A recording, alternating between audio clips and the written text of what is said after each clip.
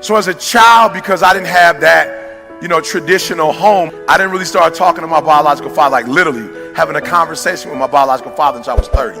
Like this is my reality. I remember being a kid, and I used to watch the Brady Bunch.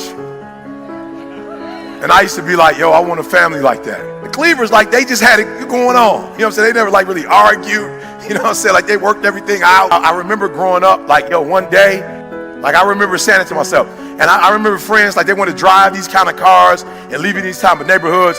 I wasn't really thinking about that kind of stuff. I was just like, you know what?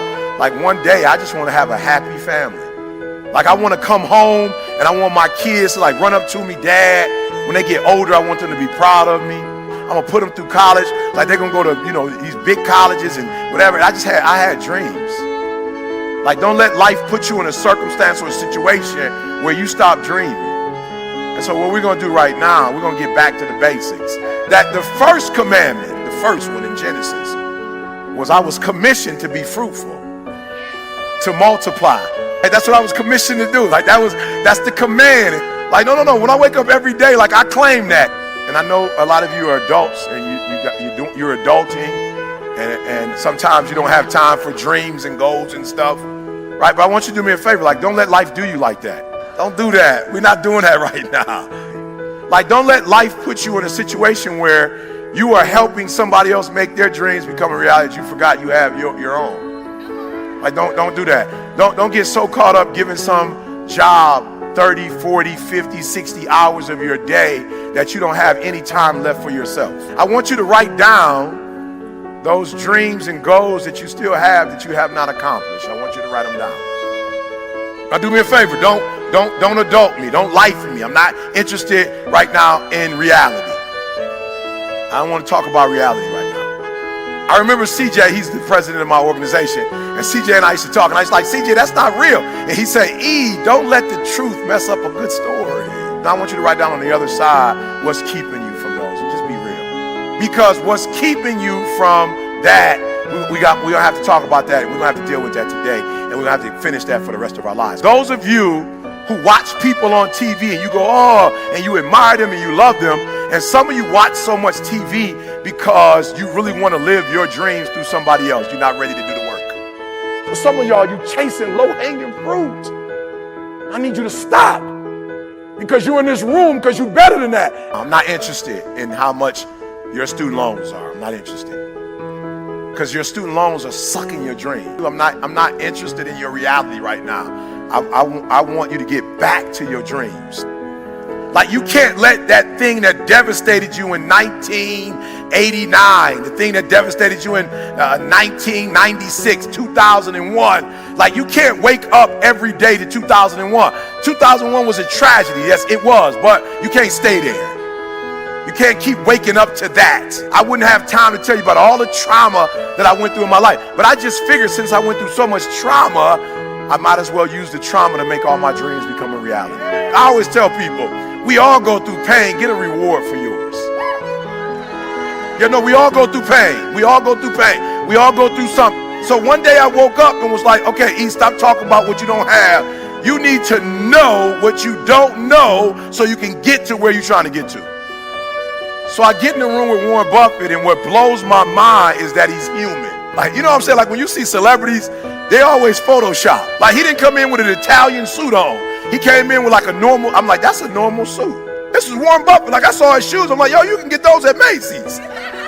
I'm looking at my man like, them some Macy's shoes, right? And I sat there listening to this man talk, and I was like, whoa, my mom worked for Ford. She later got married. The person that became my father worked at GM. My whole life, I never heard that conversation before. I had only heard the working class language. I remember before being in that room with Warren Buffett, I never even thought about making that kind of money.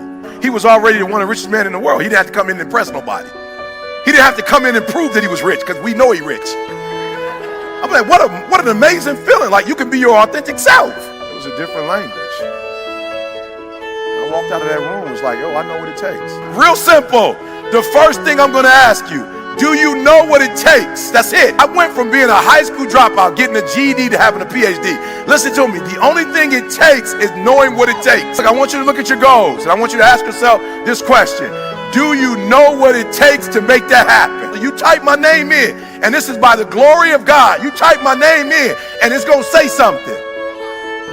You put my name in Google, something's going to come up. But it's going to tell you my net worth from last year. I come from working class parents, so I need to get a different relationship to knowledge. But when I left that room with Warren Buffett, I became a multimillionaire, and I never had to talk to Warren Buffett ever again. I took the information that I was given and I murdered it. I didn't have to call Warren Buffett and ask him, now what did you say again? I didn't have to take a picture with Warren Buffett and put it up. So being successful is not who you are, it's what you know. I remember that I thought I could never do this. It is the stinking thinking that got you where you are right now. It is the limited beliefs that have you where you are right now. I remember when I was like 19, 20 and I started speaking, 20, 21, and I would go to historically black colleges and I would kill it. And I remember somebody asking me not to do historically black, and I'm thinking to myself when I first got there, I was like, whoa, I don't know if I could do this. Like, they don't come from where I come from. Like, they don't talk like I talk. I don't know if I have anything to say. He says no one on the planet is giving free information away like you giving free information away. There's no other motivational speaker going to schools and shaking kids' hands on their way to school and not getting paid a dime for it, meeting them at 6:30 saying good morning. There's no other motivational speaker going to prisons. There's no other motivational speaker talking to 12 kids in a detention center. He said you are the #1 motivational speaker in the world because nobody cares about humans like you care. There are people in this earth that value you more than you value yourself. They look to you in a way that you don't look to yourself. You will not get what you're supposed to get until you value yourself and you kill all your limited beliefs. There are people on this earth that will come to you and you specifically because there's something that you can do for them that nobody else can do. You understand that? We did not come here to be entertained. You did not come here to get pumped up. You are getting 10, 20, 30 years of experience in an hour. And so you are this close to your dreams and goals. So I have to ask you the question. You have the information. Now what are you going to do with it? What do you have today that you've never had before? And what are you going to do with it? You are this close to making every dream you wrote down happen. Why? You have been given information. Here's the challenge though. I'm going to say it slower because it's the simplest thing I'm ever going to say. What you already know is why you are where you are. It is not what you've learned today. The challenge is what you knew before today. And if you're going to get to the next level, you're going to have to erase everything you knew about what you knew, what you thought you knew. A lot of people who get to where we are, once they get there, they feel like that was the goal, and then they stop. So keep doing what you were doing. And then the other thing is you set new goals. Once you get to that goal, now set some other crazy goals. And those crazy goals you keep setting will allow you to stay there and keep getting to the next level. What would it take for you to be a legend? What would it take for you to be a legend at what you do? Can you be the Gandhi in your field, in your world? Can you be the Dr. Martin Luther King in your world? So the first tier is you. So that's what you got to take care of first. You got to make sure you're the best version of you.